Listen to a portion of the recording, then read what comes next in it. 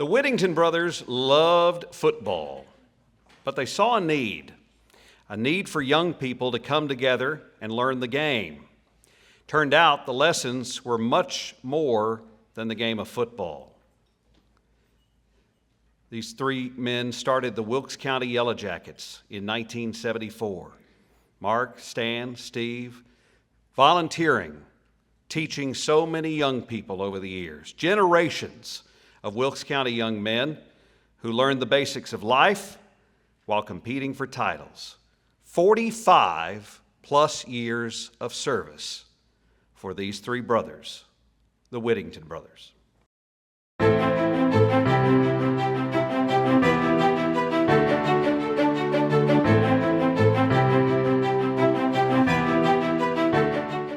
Without those guys, who knows where a lot of young men in this county would be. Their motto was, we'll play anybody, anytime, anywhere. And they stood by that. And no matter where we went, we always seemed to excel. That was due to the Whittingtons and their organization and the skills that they had, not just the football coaching skills. It was just the skills of training these young men and their drive to want to allow any kid to participate and be able to play was just amazing to me. They did a lot of winning. I mean, the team I was on in the 8th grade was undefeated, but I think they were more about seeing the people win off the field than on the field, to be honest with you. They gave us a lot of skills at the time I didn't know they were giving us. They taught us about work ethic, dedication, all these things that we learned on the football field that you can take out into your life. I mean, I went on to run a boxing gym and I saw myself, I knew all these things and I'm like, where did I learn this? And I'm like, oh, it came from the Whittingtons, the football program. And they didn't put up with nonsense, they didn't put up with laziness, but they were always kind and they always made you feel like they cared about you. They loved football, that was important, but I believe they loved people. And I believe that they were trying to make the world a better place in the way that they could through what they knew. They knew football. Mark coached the quarterbacks, running backs, wide receivers. Stan and Steve coached the offensive, defensive line, and then Mark also coached the defensive backs. When you look at the three brothers, you can look at them individually, and each one of them have their own accomplishments individually. But with respect to what they have done for youth football in this county, they have operated as one united team, all sharing the same passion and the same goal. They don't realize, I guess, really all what they have done, creating constructive members of society. I don't know anybody has anything bad to say about them. I mean, just because they were all, I don't care what your mama drives, what your daddy drives. If you can play football, you'll play for me. There were some kids on our team that came from bad situations, and they made sure that they had equipment to play. They made sure that if they needed a ride, they got it. They made sure that if they needed food, they got it. I know that they did that for reasons other than football, and that's the men they were. When I think back of why they do what they do, Wilkes being a very rural county, when you look across the state of North Carolina, the opportunities here for youth and sports interaction is not as great as it is in other areas of the state. They took their gift, their passion of football, and shared it with thousands of young players, teaching them the value of hard work and dedication and effort and teamwork and how far that goes in life. Whatever you needed, those guys would have. These men have done so much for so many. It's just time that we're able to pay them back.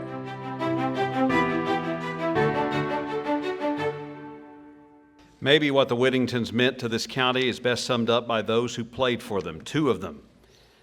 Quote, they pushed me to be the best that I could be, unlocking a confidence that has maintained even today. Quote, I've taken the lessons they taught me and showed myself that one person can make a difference in a kid's life, and not only in sports.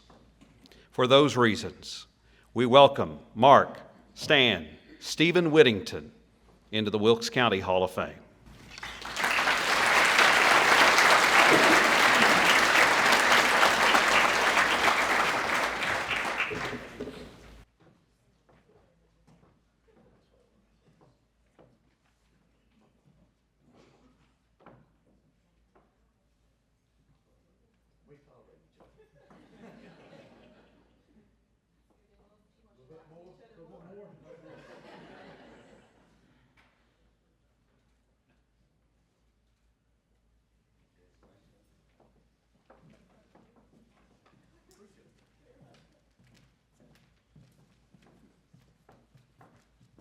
I don't know how you follow what those three really great football players said about us.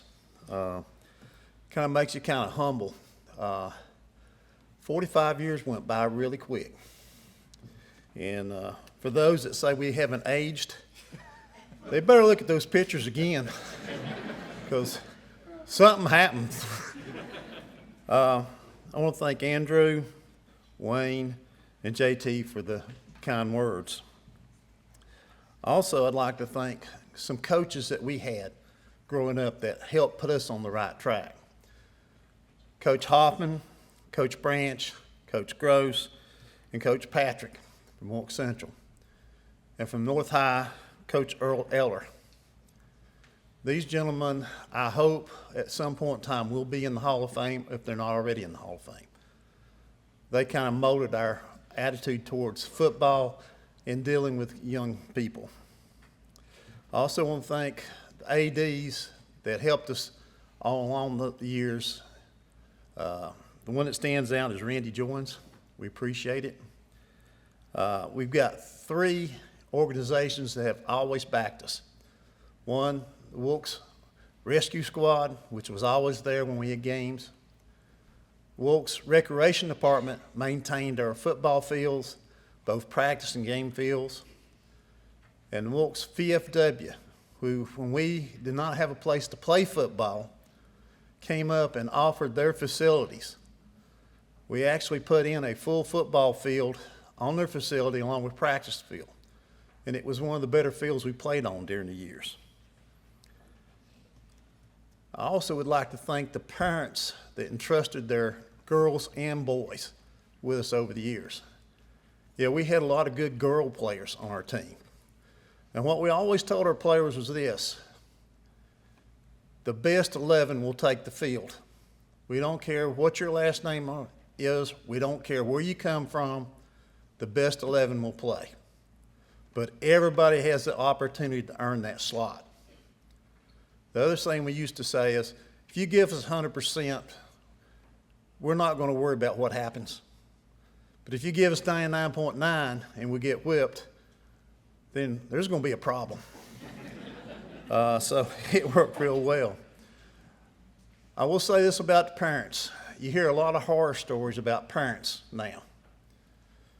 I think in 45 years of coaching, you could count on one hand the problem we had with parents and probably have a couple fingers left over.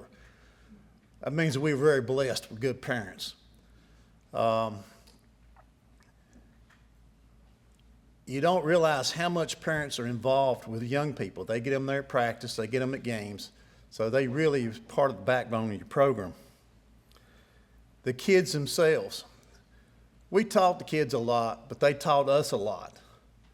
And to see these people grow up and become good citizens, we have some that have become preachers, some have been police officers, school teachers, a whole broad spectrum of careers. You know, we'll be at a service station, somebody will come up and say, "Coach, you remember me?" He's 6'4" with a beard. I said, "Well, you look a little bit familiar. Keep talking." And then when he finally says that, who he is, I can picture him back when he was so high, which I guess kind of dates me in a way, and us too. I also am very proud of one other thing. In 45 years of coaching, we only had one penalty called on our staff. That wasn't my fault. That wasn't his fault. It was a total misunderstanding, but still, that's not a bad record, 1 in 45 years. So, I got to say that, I don't blame you, Stephen. It wasn't my fault. And I'd also like to thank our families.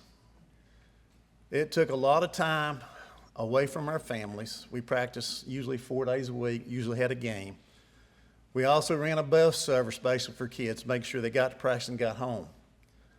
And it took a lot of time, and we really appreciate the understandings we got from our families.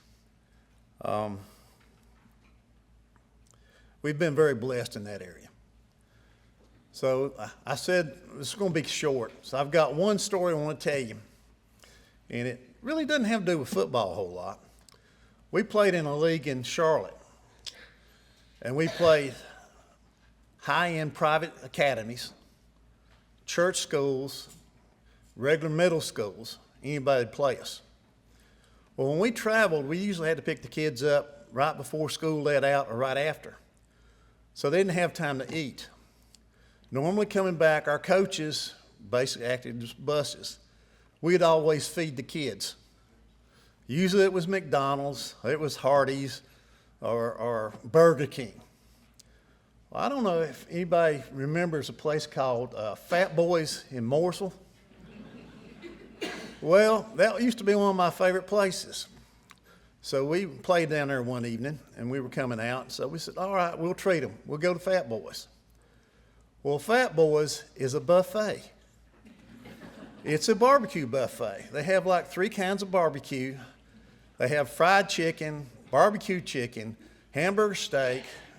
They have French fries, baked potatoes, mashed potatoes, salad bar, which they didn't really care for, and then a dessert bar, which had ice cream, cookies, pies, and cakes.